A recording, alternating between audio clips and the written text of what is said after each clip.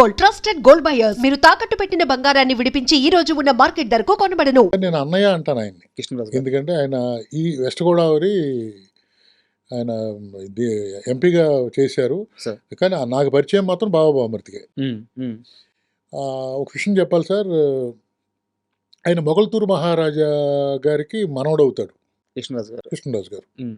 మొగల్తూరు మహారాజుకి మా ఫ్యామిలీకి చిన్న ఇది ఉంది, రిలేషన్ ఉంది. ఓకే. మేము నాది 12వ తరం అండి. ఫస్ట్ తరం ఆయన. మళ్ళీ ఇది సెపరేట్ సబ్జెక్ట్ అండి. మరి చెప్పండి పర్లేదు. ఫస్ట్ తరం ఆయన మొగల్తూరు మహారాజా గారితో చాలా క్లోజ్గా ఉండేవాడు. ఆయన పేరు పేరంటాళ్ళు అండి. కృష్ణా జిల్లా వీళ్ళది, చినకర అగ్రహారం, కృష్ణా జిల్లా. అక్కడ నుంచి వీళ్ళు చాలా ఇంటర్వ్యూలో చెప్పానండి, చాలా పెద్ద స్టోరీ అది. వాళ్ళు మా తాతగారికి, అంటే మా తాతగారి 10వ తరం తాతగారికి మొగల్తూరు మహారాజా గారికి మధ్యలో ఒక ఫ్రెండ్షిప్ ఉంది. ఓకే. ఆ ఫ్రెండ్షిప్ కారణంగానే మాది 3000 ఎకరం అండి. మొగల్తూరు మహారాజా గారు మా ముత్తాతలకు రాసి ఇచ్చారు. 3000 ఎకరం, 3000 ఎకరాల పొలం, 3000 ఎకరాలు. దానికోసం ఇక్కడ షిఫ్ట్ అవ్వమని రిక్వెస్ట్ చేస్తే ఆయన షిఫ్ట్ అయ్యారు. ముగ్గురు బ్రదర్స్లో ఒక బ్రదర్ ఇక్కడ షిఫ్ట్ అయ్యారు. ఓకే. ఇది చాలా ఇంటర్వ్యూలో ఉంది, మళ్ళీ చెప్తే మళ్ళీ రొటీన్ అవుద్దని చెప్పట్లా. ఈ విషయం ఆయన చెప్పాను ఇలా కృష్ణరాజు గారికి, ఇలా జరిగిందంటే అవునయ్యా నేను విన్నాను, బహుశా మా ఇంట్లో పుస్తకాలు ఉండాలి, దాంట్లో కూడా ఉన్నట్టుంది, వెతుకుతానని చెప్పి వెతికారు కానీ దొరకలేదండి. కానీ ఆయన చెప్పిన తర్వాత నాకు, అంటే వాళ్ళు చాలామందికి చేశారు. మొగల్తూరు మహారాజు గారు అసలు మొగల్తూరు మహారాజా మొగల్తూరులో టంకశాల ఉంది, ఎవరికైనా తెలుసా? ఐడియా లేదు. టంకశాల ఉంది అక్కడ. ఇప్పుడు మన హైదరాబాద్లో టంకశాల ఉంది కదా, అది అక్కడ ఉంది. ఒక 800 సంవత్సరాల క్రితం అక్కడ ఉంది, టంకశాల ఉంది. ఆయన ఆధ్వర్యంలోనే ముద్ర ఈ అంటే రాజులు అంటే వీళ్ళు మామూలు రాజులు కాదు. అయ్యో సార్, అది అక్కడి ఇది చెప్పిన తర్వాత ఆయనకి నేను క్లోజ్ అయ్యానండి. ఆయన ఎటువంటి వాడు అంటే సార్, సూర్యవంశరాజులు అంటారు సార్. రాజుల్లో సూర్యవంశరాజులు, చంద్రవంశరాజులు ఇలా అంటారు కదా సార్. ఒక రాజుగా నేను పెరిగింది చేసింది మా ఊరంతా రాజుల మధ్యనే ఉంటాం. రాజుల్ని వరుసలు పెట్టి చిన్నాన్న, మావయ్య, పెదనాన్నని పిలుచుకుంటూ ఉంటాం. కానీ కృష్ణరాజు గారిలో రాజుల్లో సహజ గుణంతో పాటు ఎక్స్ట్రా గుణం ఏంటంటే, మా కో డైరెక్టరు అనే వాచ్ బాగుంది అన్నాడు, ఇలా తీసి వాచ్ ఇచ్చేసాడు. అబ్బా, ఆయన ఏదన్నా బాగుందంటే ఇచ్చేస్తాడు తీసుకుని. ఇంకెంతకంటే ఏం చెప్పను మీకు నేను. ఇంకోటి స్పెషల్ భోజనం వచ్చింది ఇంటికాడ నుంచి ఒక 20 మందికి. 20 మందికి 20 మంది తింటారు అది. అంటే సార్ రైస్ అక్కడే ఉంటుంది కదా, చేపల కూర వచ్చిందండి 10-15 మంది సరిపోద్ది, రొయ్యల కూర వచ్చింది 10 మంది సరిపోద్ది. ఆయనతో పాటు బైక్ కూర్చుని భోజనం చేయాలి. ప్రతిరోజు ఐటమ్స్ వస్తాయి. ప్రతిరోజు అట్లీస్ట్ 10 మందికి వస్తుంది సార్. ఏదైనా స్పెషల్ అయితే 15-20 మందికి వస్తుంది. కానీ డైరెక్టర్ కంపల్సరీ అక్కడ భోజనం చేయాలి, డైరెక్షన్ డిపార్ట్మెంట్లో అక్కడ భోజనం చేయాలి, హీరో భోజనం చేయాలి, ఆ రోజు హీరోయిన్ కూడా భోజనం చేయాలి. అంటే ఇప్పుడు క్యారవాన్లు వచ్చి ఎవరి క్యారేజ్ అక్కడికి వెళ్ళిపోతుంది సార్. అలా కాదు కదా పూర్వం, అలా కాదు. సరదాగా భోజనం చేసినప్పుడు కలిసే కూర్చునే వాళ్ళం. అంటే ఇప్పుడు మనకి న్యూస్లో ఎక్కడ పెట్టినా ప్రభాస్ గారి భోజనం, ప్రభాస్ గారు ఆ భోజనం పెడతారు, ఈ ఐటమ్ ఎక్కడ పోతాయి, జీన్స్ ఎక్కడ పోతాయి, అది అక్కడి నుంచి వచ్చింది. చిరంజీవి మన కృష్ణరాజు గారి దగ్గర నుంచి వచ్చిందే కదా. నేను బాబా బాంబర్ చేసినప్పుడల్లా కృష్ణరాజు గారితో నేను చాలా రోజులు భోజనం చేశాను. రావయ్య కూర్చో భోజనం చేయని వాడు. అలాగా కృష్ణరాజు గారి అది ఒక రాశరికం అండి. అదొక పద్ధతి, అదొక మహానుభావుడు. అలా రాజులు జనరల్గా అలా ఉంటారు సార్. రాజులు జనరల్గానే అలా ఫుడ్ పెట్టి చంపేస్తారు వాళ్ళు. జనరల్గా చెప్పండి, ఈస్ట్ వెస్ట్ గోదావరిలో రాజులు కాపులు ఫుడ్ పెట్టి చంపుతారు. దాంట్లో కృష్ణరాజు గారు అయితే అసలు ముందు నుంచి వచ్చిన జీన్స్ అండి, అది ముందు నుంచి వచ్చిన జీన్స్. మొగల్తూరు మహారాజు దాన్ని బాగా ఎక్కువ చూసుకున్నాడు సార్. కారణం ఏంటంటే ఆ రిలేషన్ ఉంది కదా, ఇవన్నీ చెప్పాను. నేను టెంపుల్ కట్టాను సార్. అవును, ఆ టెంపుల్ కట్టడానికి కూడా వాళ్ళు పట్టుకొచ్చి పడేసిన రాయికి నేను టెంపుల్ కట్టా. అంటే 300 సంవత్సరాలు, 270 సంవత్సరాల తర్వాత ఆ చెట్టు కింద అక్కడ ఎక్కడ ఉంటే దానికి టెంపుల్ కట్టడం వల్ల, కట్టినప్పుడు కూడా చెప్పాను, ఒకసారి వస్తానయ్యా అని కూడా అన్నాడు ఆయన. ఒకసారి వస్తానయ్యా మీ ఊరు వస్తాను, ఒకసారి నేను తీసుకెళ్ళి కానీ ఆ ఫంక్షన్ రోజున వస్తానన్నాడు. బట్ అది జరగలేదు సార్. ఒక చిన్న డౌట్, మీరు చెప్పిన మాటల్లో నుంచి ఒక క్వశ్చన్ వచ్చింది, మీరేమనుకోనంటే అడుగుతారు. చెప్పండి. ఇప్పుడు కృష్ణరాజు గారి తాతలు మీ తాతలకి ఒక 3000 ఎకరాలు ఎప్పుడో ఇచ్చారని చెప్పారు.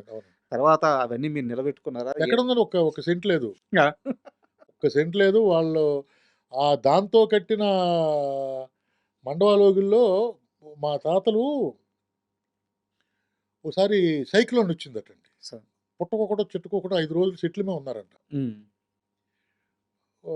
కొంచెం లో మిడిల్ క్లాస్ వాళ్ళు. ఇలా కాదురా అని ముగ్గురు తాతలండి. ఇలా కాదురా అని చెప్పి 1927లో ఒక ఇది కట్టారు. 500 మంది ఎట్ ఏ టైమ్ భోజనానికి లేచిలాగా, ఓకే.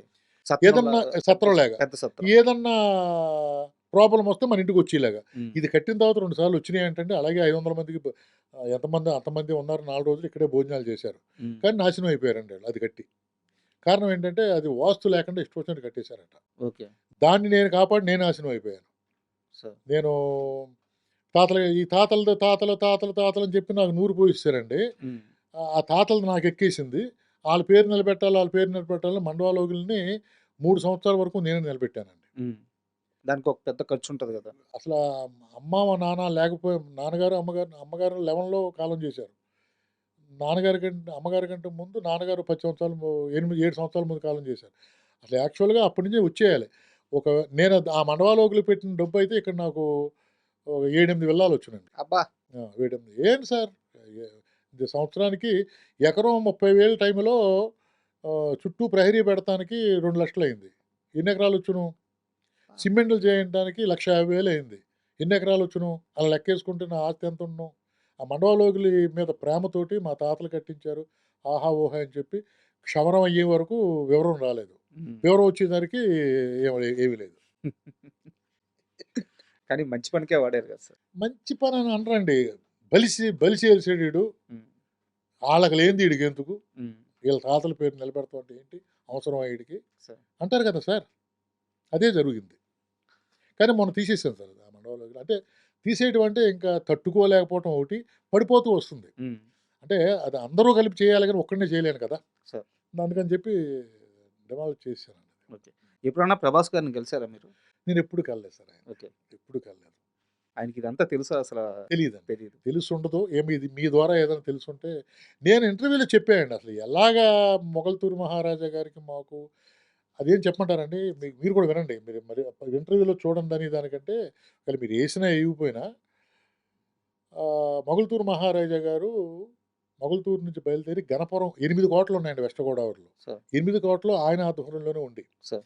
ఆయన అయ్యప్పరాజు గారు ఆయన పేరు. మొగల్తూరు అప్పుడు అయ్యప్పరాజు. ఆయన ఎళ్తా ఉంటే మధ్యాహ్నం 12 గంటలకి డేరా యేశారు. పల్లకీలో ఎళ్తున్నాడు ఈయన. హ్మ్. గిరాలతో వచ్చారు. నలుగురు రాజుగారికి డేరా యేశారు. వాళ్ళు డేరాలో యేసుకున్నారు. ఈయనకి భోజనం పెట్టారు. పడుకొని లేచిన తర్వాత ఒక ముంతలో మజ్జిగొచ్చింది. హ్మ్. ఆ రోజుల్లో ఫ్రిడ్జ్‌లోని తీసినట్టు హ్మ్. కొత్తిమీర, ఉల్లిపాయి, పచ్చిమిరపకాయి, జీలకర్ర ఇలాగా అమృతంలాగా ఉందట. తాగాడు. ముంత తాగేశారాయన. హ్మ్. ఆ రోజుల్లో మహానుభావులు 6'5", 6'6" ఉండేవారు మనుషులు. మా తాతగారే 6'3" అండి. ఆ! వాళ్ళ ఆహార్యం ఆ! అన్నీ అది వేరు ఉంది గదా! గదా! హ్మ్. ఆయన ఆ పని చూసుకొని వచ్చేటప్పుడు మళ్ళీ అక్కడే డేరా ఏసి ఆ మజ్జిగ తెప్పించండన్నారు. హ్మ్. డేరా ఏసారు, భోంచేశారు, పడుకున్నారు. మధ్యాహ్నం 3 గంటలకు చూస్తే మజ్జిగ రాలా. హ్మ్. ఏంటి అంటే రంగాచారి గారని చెప్పి ఆయన పిఏ. పిఏ హ్మ్. మీన్స్ మంత్రి అంటాం కదా హ్మ్. ఇప్పుడు. ఏమయ్యా మజ్జిగ రాలేదంటే ఆయన ఏదో నసుకుతున్నాడంట. ఏది నువ్వేం చెప్పంటే లేదంటే వాళ్ళది ఈ ఊరు కాదండి కృష్ణా జిల్లా ఏదో చెప్తుంటే కాదు అర్జెంట్‌గా ఎళ్ళిపోయారు. ఎళ్ళిపోవడం కాదు పిలిపించి ఇక్కడే ఉంటున్నాం నైట్ అని చెప్తే ఈళ్ళు మళ్ళీ రోడ్డు మీద పడ్డారు. హ్మ్.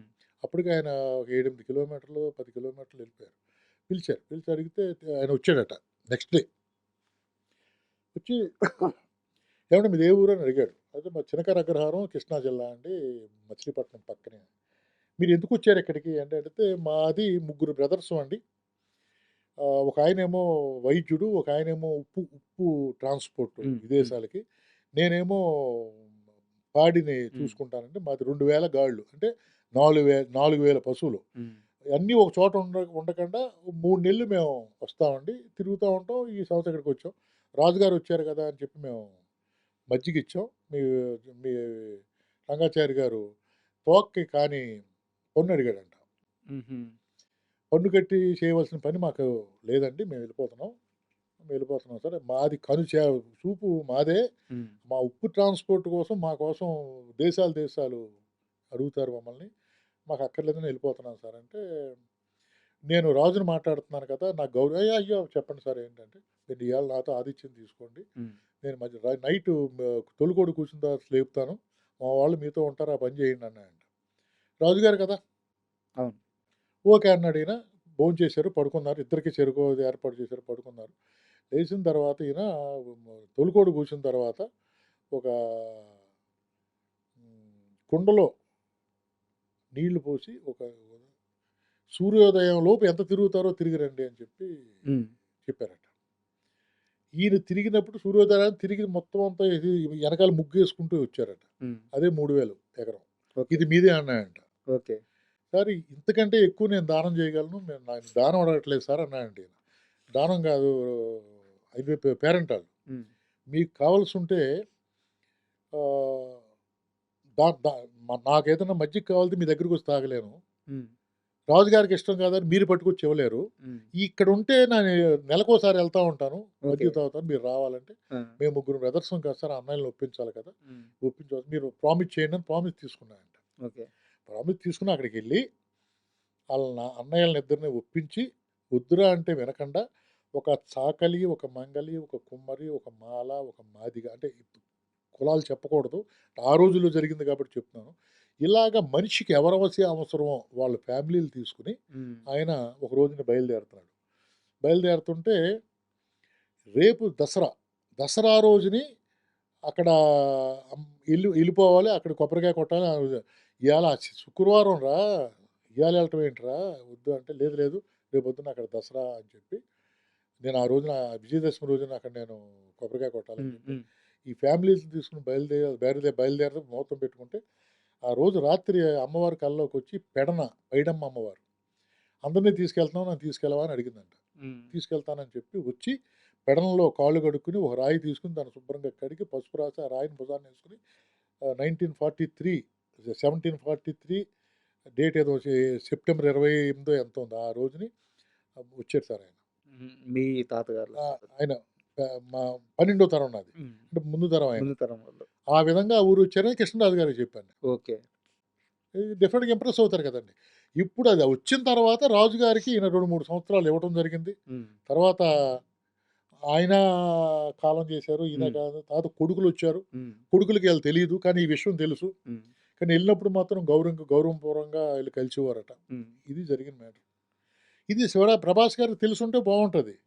మరి ఇదే మళ్ళీ ఎందుకు చెప్పానంటే, ఏదైనా ఇంటర్వ్యూలో ఎవరెవరే మీ ఓడంటారా, మీ తాత ఇచ్చారంటారా అని చెప్తారేమో అని చెప్పి మళ్ళీ చెప్పాను అనమాట. And for more videos, please subscribe to iDream. Please subscribe to iDream. Please subscribe iDream. And please subscribe to iDream. For more videos, subscribe to iDream.